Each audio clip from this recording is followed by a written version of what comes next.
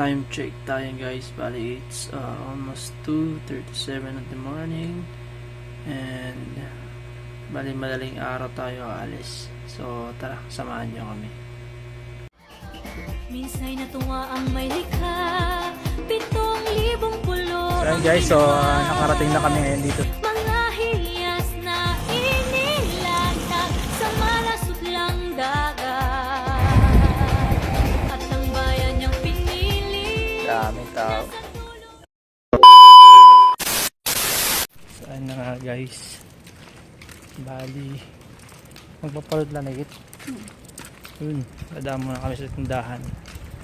Papalod muna kami.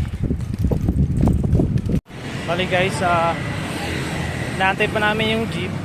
Nandito muna kami sa highway, nag-aantay. Bali naghanap muna ako ng load. Kasi baka mamaya may signal doon. Saka wala kasi akong contact sa mga kasama ko. Kailangan ko sila mag-contact. So kailangan ko muna mag-load. Ayan.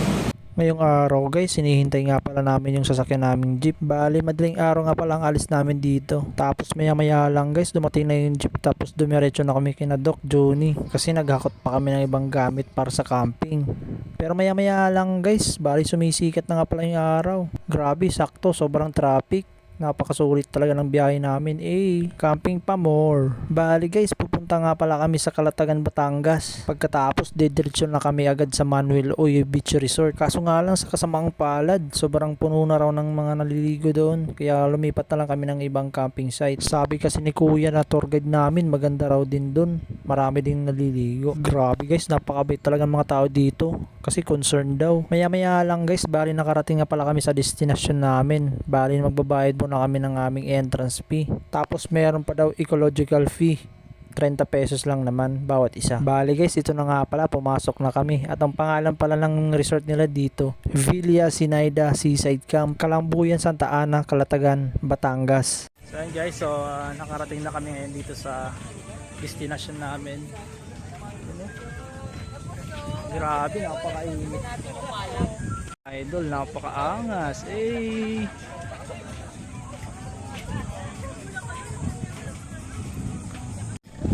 So dahil hindi kami nakapasok sa Manuel Oye, gawa nga ng marami ang nakapila, hindi ko na lang namin naisipang pumasok. Ayan guys, so hindi na kayo problema kung sakaling bibili kayo ng pagkain. Yan, meron dito, marami. May CR. Yan. So, hanap pa lang kami ng pwesto. Hanap tayo ng pwesto mga idol. Grabe, daming tao din dito. So yun na nga, mukhang dito kaming magpwesto. Grabe, daming nagka-camping dito guys. Ano ang pwesto?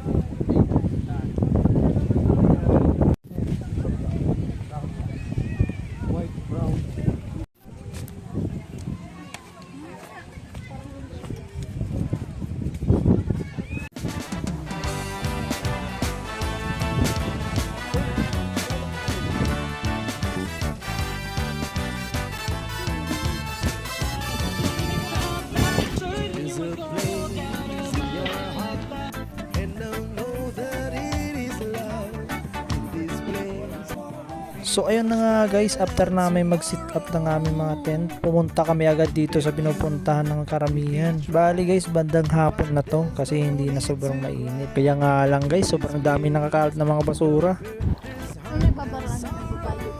Ayon sa aking kaalaman, ang starfish na color blue ay galing sa dagat. Nga pala guys, may nakita akong utak. Sa mga naghanap dyan ng utak, ito baka kailangan nyo ng utak. Bali guys, low tide pa lang ngayon kasi naka-schedule to. Bukas na lang daw mag-high tide pag umalis na kami. At sakto nakita ko sina paring Jerome at si Doc Johnny. Meron kasi silang meeting. Yung bata kasi guys nakahuli na maliliit na pugita. Bali bibilhin nata nila Doc Johnny at paring Jerome. Ayun guys, para sa mga gustong pumunta dito sa Calatagan, punta na kayo dito. Check na lang sa comment section yung location. Yan, so pwede rin sa mga couple, tropa, magbabarkada, pamilya, friendship. At ang hinihintay niyo, punta lang kayo dito guys. Ayun, yung mga kabit. Pwede ba yun? Pwede yun. So pwede magdaray ng kabit. Saan po yun? Paano yung agong taksik eh? Basta yun na yun. Bali guys, ganito pala kaganda yung view kapag hapon. Talaga namang napakaganda. Para sa mga gustong mag-camping dyan, punta na kayo dito para mas lalo kayo ma-stress. Bali guys, share ko nga lang sa inyo kung ano meron dito. Meron pala sila ditong CR, kaso nga lang sobrang bagal ng tubig. Tapos kung gusto nyo mag-CR, mag-aantay pa kayo ng matagal. Abay syempre, camping nga sabi ni Doc. Eto guys, pakita ko lang sa inyo yung mga nakita kong basura. Partida, may ecological fee pa yan. Pero hinayaan na lang namin guys, kasi hindi naman talaga dapat kami dito pwesto. Kasi guys, Manuel Oy talaga yung destination namin. At ito na nga guys, kinabukasan na. Bali, ang ganda pala ng sikat ng araw dito. Good morning guys. So, oras pa natin ay 5:53 ng umaga. At syempre, ito ang bubungad sa'yo dito. Pagkagising mo, grabe, napakaganda oh. So ayun na nga guys, kayo na ang bahala kung gusto nyo pumunta dito. Bali, ilalagay ko na lang yung location dun sa comment section, check nyo na lang. So hanggang dito lang tayo guys, maraming salamat sa inyong panonood. Paalam! Spirits never die in my